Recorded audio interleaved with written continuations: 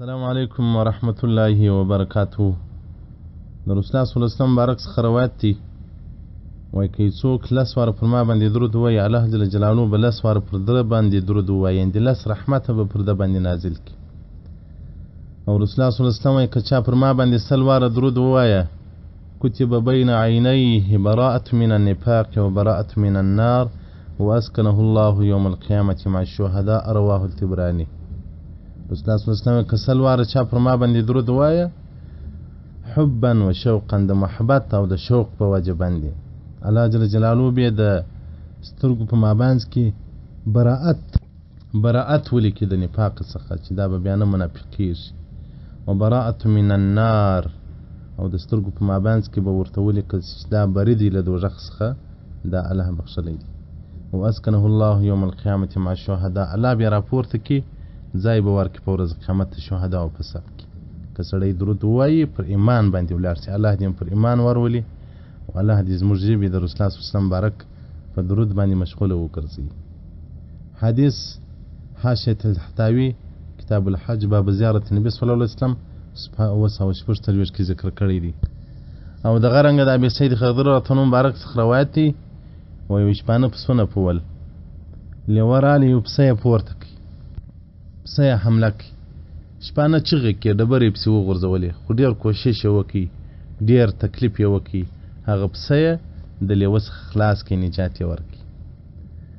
لیوه هلته پرې غونډۍ باندې ورته ودرېدی ول الا تتقي الله، ایا د الله څخه نه بیریږې؟ تنزع مني رزقا ساقه الله الی، هغه رزق چې الله ما ته راکړی هغه دې زما له خولې رسویستی.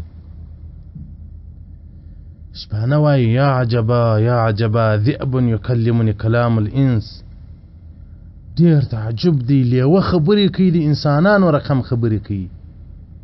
فقال الذئب، لیوه څه ورته وایي؟ وایي الا اخبرک بعجب من ذلک، ایا زه دې تر دغه په عجب او په ناولده باندې خبر کمه؟ محمد علیه صلی الله وسلم بیسرب یخبر الناس بانباء ما قد سبق، په یسرب کې د مدینې منورې سابقانو یسرب و، په هغه کې محمد صلی الله علیه وسلم نبی راغلی دی، نوی مهاجر راغلی دی، خلکو ته پخوانۍ قصې کوي، د یوسف علیه السلام بیانونه ورته کوي، د ابراهیم علیه السلام د اور قصه ورته کوي، د آدم علیه السلام چې له جنت راووتې هغه قصې ورته کوي، هغه څه چې موږ علم نه پر درلودی هغه شان یې راته راوړه. شپانه رمه راریکه د مدینې منورې پر طرف باندې حتی دخل المدینه، د مدینې منورې او حدودو ته داخل سو، رالی و رسول الله صلی الله علیه وسلم بارک ته چې یا رسول الله ما خو داسې لیوه خبرې را سره وکولې په مدینه کې محمد علیه السلام پیدا سوی دی، نبی دی. رسول الله صلی الله علیه وسلم بارک صحابه کرامو غږ وکړي، رسول الله صلی الله علیه وسلم صحابه کرامو ورته وویل چې یو غږ وکړي، یو ناره وکړي چې خلک سره راټول سي. فنودي الصلاة جامعة، د لمانځه وخت یې راسي جومات ته، ټول صحابه کرام رالو. که مقصد د لمانځه څخه راپارېغه سول رسول الله صلی الله علیه وسلم بارک و هغه راعي و شپانه ته وویل فقال لراع، ته دوی ته اوس خبر ورک، دوی پوه که، ځکه دا د اسلام هغه اولې مراحلې وې، د هجرت اولې شیبې وې، دلته داسې یو عجیب خبر نور د انسانانو ایمانونه قوي کول. فاخبرهم، شپانه دوی ته دا معلومات ورکړي چې داسې لیوه له ما سره وغږېدی، دا ادرس ما ته لیوه په لاس راکړي چې په یثرب کې محمد صلی الله علیه وسلم په مدینه منوره کې راغلی دی، هغه نبی دی او واجب واقعات بیانوي. هغه شپانه دلته ایمان راوړي. بیا رسول الله صلی الله علیه وسلم صحابه کرامو ته وایي صدق والذي نفس محمد بیده، د رښتیا وویل دغه شپانه، زما د په هغه ذات قسم چې د محمد علیه السلام نفس د ده په قدرت کې دی، لا تقوم الساعه، قیامت تر هغه وخته پورې نه راځي حتی یکلم السباع الانس، هغه حیوانات هغه درندگان د انسانانو خبرې وکړي، د انسانانو پر کم خبرې وکړي، او قیامت تر هغه وخته پورې رسول الله صلی الله علیه وسلم بارک نه راځي چې د انسان په لاس کې غمچینه هغه د اسانو غمچینه خبرې ونه کړي، او رسول الله صلی الله علیه وسلم قیامت تر هغه وخته پورې نه راځي چې د انسان د چوټي پاړه خبرې نه وکړي، او قیامت تر هغه وخته پورې رسول الله صلی الله علیه وسلم بارک نه راځي، قیامت تر هغه وخته پورې نه راځي چې د انسان ادم خبرې ونه کې د انسان پاخذ اورون خبرې ونه کې او هغه معلومات خپل کور و دغه سړی ته په لاس ورنه کې. رسول الله صلی الله علیه وسلم قیامت را وخت نه راځي چې د انسان ورونونه به خبرې کوي بما احدثه اهله بعده، هغه په کور کې چې کوم حالات پېښ شوي دي هغه به دلته ور کشف کی دلته به ورشي. نو اختراعات عصریه کې وای دغه غمچنه خبرې کول دا حدیث څخه مراد دغه ټلیفون او مخابره دي. غمچن هم د انسان په لاس کې او مخابره هم او ټلیفون هم د انسان په لاس کې. نو رسول الله صلی الله علیه وسلم قیامت راغی وخت نه راځي چې د انسان په لاس کې غمچنه خبر نه وکړي او هغه د مخابرې غټ انتن هم لکه د غمچنې دا ډول دي.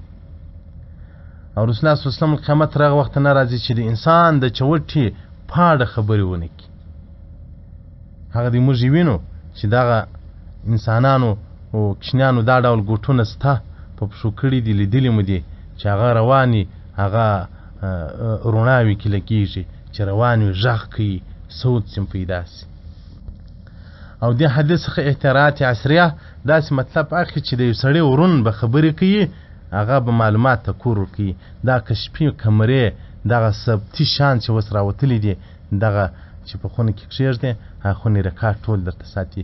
دا ټول شان که نوی ساینس دی که زوړ ساینس دی د ټولو اختراع د ټولو جوړښت د رسول الله صلی الله علیه وسلم د نبوي احادیثو څخه سوی ده. ټول ساینس د قرآن او د حدیث څخه ایستل سوی دی. په دې باندې رسول الله صلی الله علیه وسلم بارک 1400 کاله مخکې موږ ته خبرداری راکړی دی چې داسې شیان به غږېږي. په هغه وخت کې مخابره نه وه، رسول الله صلی الله علیه وسلم ولغمچنه به غږېږي. دلته چې مخابره جوړه سو موږ د مخابرې نوم ورکړي.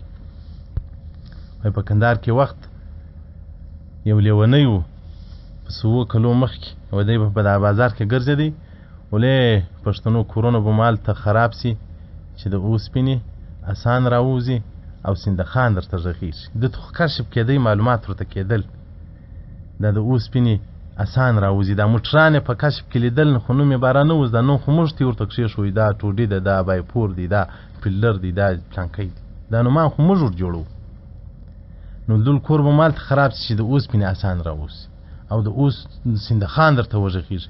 دغه ټیویانو کمپیوټرانو دغه بلاوي خو نو په کشف کې معلومېدل لکه سندخان د ایشان دي چې سندخان درته وغږېږي د اوسپنې سندخان. هغه دي چې 200 کاله یو نیم سل کال بعد هغه شان رالل پښتنو ته د اوسپنې اسان هم ورته رالل هغه سندخان هم راله د په هر کور ننوتل په هر کور کې اوس ډم و ډمامه د فلمونه دي. نو دغه اشراط ساعه کې دا اکثر شان راځي. نو دا کفارو دا ټول ساينس ټول ټکنالوژي زموږ له احادیث اخیسته ده. دا به څوک سوال کوي چې نو مسلمانان یې ولې نشي کولی؟ دا کمال نه دی. که دا کمال وای جهاز جوړول اټم جوړول دا موبایل جوړول کمپیوټر او انټرنیټ جوړول دا که کمال وای جناب محمد صلی الله علیه وسلم ته به الله ورکړی وای. دا د زمانې نقص دی. دا چې کافران یې کوي مسلمانان یې ولې نشي کولی؟ کافران ته الله عقل معاش ورکړی دی بس د دې ژوند ډېر آباد وي. دا ټوله کافرانو دپاره دی. رسول الله صلی الله علیه وسلم وایي دنیا که په نیز د الله د وزر د غوماشې د وزر قدر درلودی مسلمان ته بې نه وای ورکړی. دا ټول د دې دپاره دی. د دې دا دنیا جنت ته بس دغه یې ژوند دی دغه یې هستي ده نور خو نو د دې دپاره دوږخونه دي. او مسلمان ته الله عقل میعاد ورکړی دی د قیامت عقل ورکړی دی چې موږ الله ته څنګه ځان ورسوو جنت ته څنګه ځان ورسوو. نو ځکه رسول الله صلی الله علیه وسلم بارک صحابه کرام ټول عاقل هوښیار څوک دی رسول الله صلی الله علیه وسلم صحابه کرام ټول د الله او د الله رسول الله او د الله رسول په پوهېږي. رسول الله صلی الله علیه وسلم العاقل هغه دی چې له دوږخ څخه نجات پیدا کړي. نو دغه د لیوه د خبرو واقعه دا امام احمد په خپل مسند جلد 3 صفحه 4 کې روایت کړی دی او د غرنګ امام بهقي په دلائل نبوه جلد 6 صفحه 42 کې او امام بهقي رحمة الله علیه مبارک وایي هذا اسناد صحیح. د دې حدیث سند هم صحیح دی. الله دې موږ ته د رسول الله صلی الله علیه وسلم محبت را نصیب کړي. الله دې مو د ده په مینو په محبت کې ژوند او مر راکړي. والسلام علیکم ورحمة الله وبرکاته.